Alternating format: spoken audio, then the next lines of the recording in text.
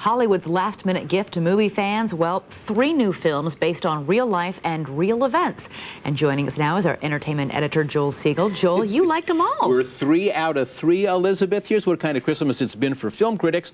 Great. These 3 films will all make my 10 best list. We'll do them alphabetically. Start with Ali. They should call this Lord of the Ring. I really have to keep myself from calling it a knockout. It deserves better, so do you. I will give it even higher praise. I think this film is worthy of the man. There is so much great material here. They had to cut my favorite line. I got it from an early trailer. They cut it. They really did. It's in the commercial. And I'm gonna hit your hand 6 times before you get the 3. You ready? Go. 1, 2, 3. Did I hurt you? They cut that line, but don't worry. They left this one in. Look like a butterfly, sting like a bee. Ah! That man's so ugly. When he sweat, the sweat run backwards off his forehead just to stay away from his face. The movie starts with the first Liston fight, 1967. Will Smith put on 40 pounds of muscle, trained for 14 months. Smith told me, "You'll see things in the fight scenes you'll wonder how we did them." How? We'd really hit each other. Prosthetics on his nose and cheeks make him look Ali-like. He does Ali's voice, too, but his Muhammad Ali isn't an impersonation. It's a transformation. The film ends in Zaire, the foreman fight, the rumble in the jungle. The champ is here! There's no narration to tell us the story. Great filmmaking draws us in. There are no treacly music cues to tell us when to cry or when to feel afraid. Now, some audiences might be disconcerted at being treated so intelligently by a Hollywood film. Ali, who consulted on the film, didn't want his life sentimentalized. It's not, it's true. I apologize to you on the air. Your name is Muhammad Ali. You have a right to be called whatever you want. Yes, that happened here at ABC, and so did this. You want some food for that thing?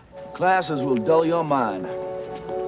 Destroy the potential for authentic creativity. Look at Russell Crowe, awkward, stumbling. One more time, he's not acting. He becomes mathematician John Forbes Nash. You can't believe this same actor won an Oscar a year ago for Gladiator. Find a truly original idea.